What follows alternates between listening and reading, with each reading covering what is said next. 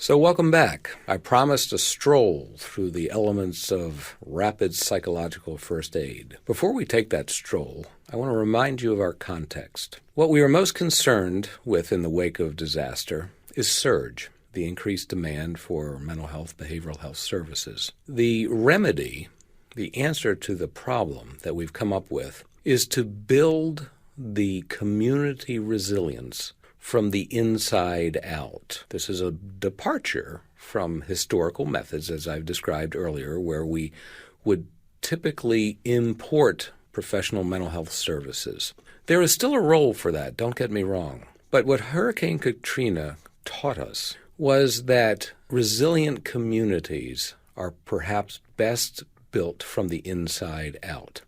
How do we do that? Why is this program designated for, primarily at least, non-mental health clinicians? Why are we designating this for public health professionals, for educators, especially first responders? Because you make up the fabric of the resilient community. You know the geography, you know the culture, you know the people. Now, some will say there's an inherent flaw in your rationale, because during a disaster, first responders will be busy doing their primary jobs, and that is true. But that is why we also build the resilience in neighboring communities, such that every community will usually have a contiguous community. So what we do is when one community is affected, we draw upon the psychological first aid trained resources in the contiguous or surrounding communities. So think of it as a mutual aid process. Our goal is to have that mutual aid process extend across North America. And again, that is not to say that we don't import professional mental health clinicians, but their roles are more oversight and guidance. So again, think of psychological first aid not only as a form of individual crisis intervention, think of it in the broader public health perspective as a way of building community resilience. So I promised that stroll, so let's do that. The R, you remember, stands for rapport and reflective listening. The RAPID model begins with establishing rapport and employing techniques that are sometimes called active or reflective listening. The goals are simple. Make contact. Provide an introduction. Who are you? What are you doing? Establish rapport. Use specific reflective listening techniques which have been developed over the last 50 and 60 years, such as paraphrasing, to establish some degree of empathy. Remember that term, empathy? What is empathy? It's not sympathy. Empathy is perceived understanding. Empathy is feeling as one feels, as the other feels. It's not sympathy, which is feeling for someone. And what we have seen, what social science research has taught us, is that certain listening techniques actually build a psychological bond of empathy, and it builds it quickly. It's not just a technique. It's an ongoing process. It's not just a discrete phase. It's a process that you will use in the entire interaction. And by the way, if you are lucky enough to never encounter adversity, I will suggest to you that gaining rapport and reflective listening techniques are techniques of living. They are techniques of life. They make the world so much more interesting because you have the ability to not just sit across from someone metaphorically, but to sit beside them, so that life becomes a shared process rather than one that we bump into people as we go. So think of this first section, the R, as a life skill that is particularly useful in crisis in the wake of adversity, but also is just a great skill to help with, children, at work, almost anywhere you encounter another human being. So I mentioned that reflective listening consists of techniques, specialized techniques, that can make listening more effective, sometimes called active listening. How does that work? How is that possible? It seems that reflective listening techniques derive much of their effectiveness from demonstrating that the person in distress is actually understood. Now, don't dismiss the importance of understanding, because understanding often conveys trust. If you understand me, I am more likely to trust you. And if I trust you, I'm more likely to be compliant. Pause for a minute and think about disasters. Is compliance important in the wake of a disaster? I think of pandemics, where it is likely that more people succumb to the pandemic because of social conventions by not following guidelines on how not to spread the disease, rather than the inherent virulence of the disease itself. I am reminded of an interesting picture of a cable car in San Francisco during the Spanish flu, and it was just a placard on the side of the cable car, and it said, "Spitting kills."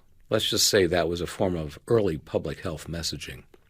The point is, how do we prevent people from spitting? If people don't feel understood, if they feel that messages are coming at them without an understanding to whom the audience is, the message is not likely to be heard, it's not likely to be understood, trust is not likely to be developed, and compliance will wane.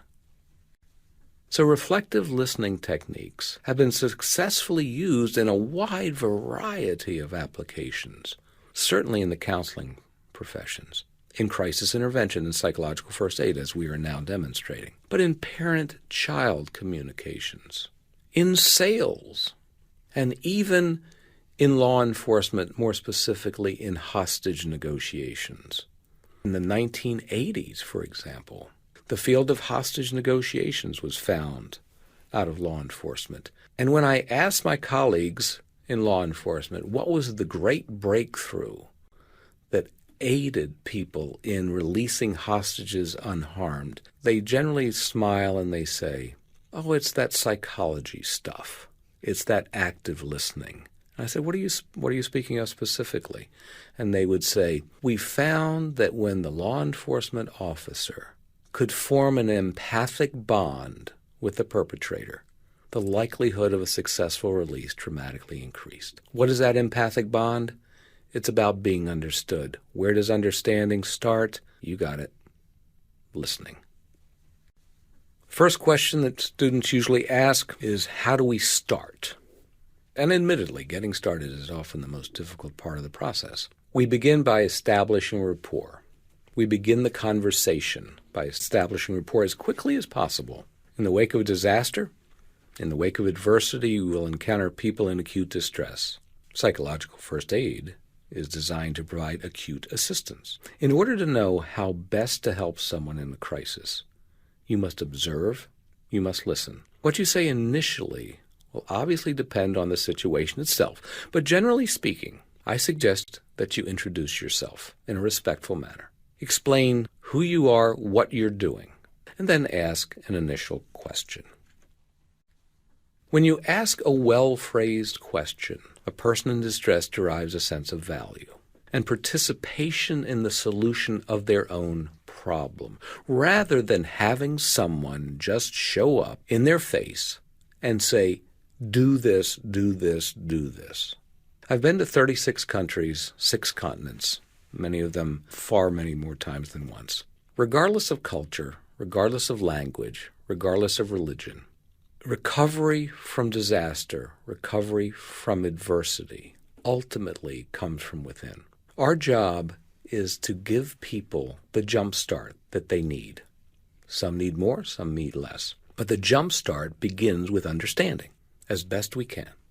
And there's the empathy again. The great 20th century physician Henry Murray once said, "There is nothing so powerful as a well-phrased question." Why could that be so? What does a well-phrased question really get you? It gets you insight into the person. It gets you insight into their needs. It tells them that you are interested, rather than just showing up telling people what to do. It says, "You are valuable, I'm here to help you, but I need your assistance to help you. I want to help you most effectively. In order to do that, I need to know a little bit about who you are and what happened." But when all else fails, never forget the most well-phrased of all questions. How can I help you? When we analyze questions, it may be said that there are three types of questions: close-ended, open-ended, and reflective listening, paraphrase questions. What's a close-ended question? Close-ended question is a question that restricts the response options available. The most closed of all, as you might imagine, is the yes-no question. Now, they're very efficient. They're good for quickly establishing facts. A close-ended question: are you bleeding? Are you hurt? Do you have a place to stay? Do you have resources? An open-ended question, however, a little less efficient but can be far more productive. They begin with words such as what, why, how. How are you doing? Now let's juxtapose that to the close-ended question and think about the responses. I approach someone and I say, "Are you doing okay?" Interestingly enough, experience teaches us that even those who aren't doing okay will often say, "Yeah, I'm doing fine."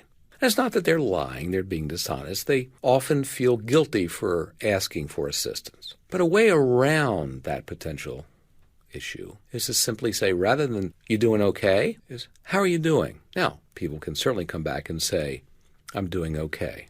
Another way of asking the same question is, "Hey, what's going on? What's going on with you now?"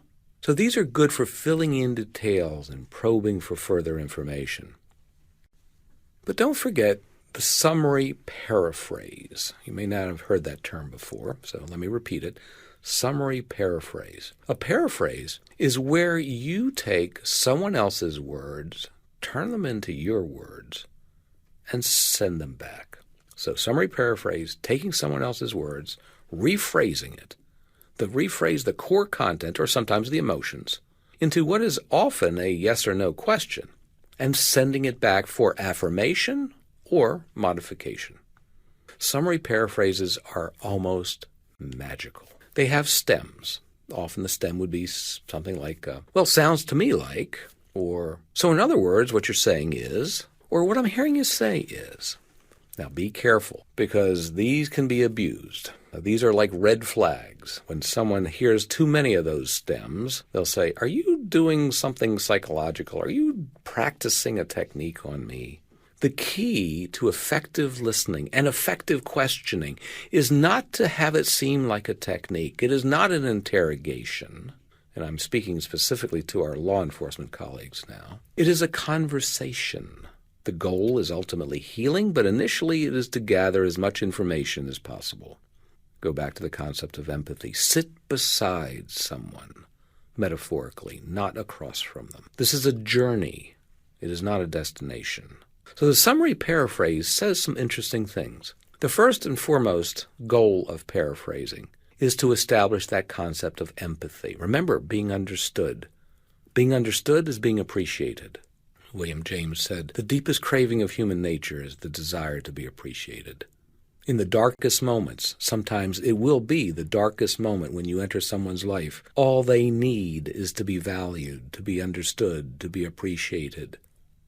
Sometimes words, sometimes a presence will do far more than objective aid.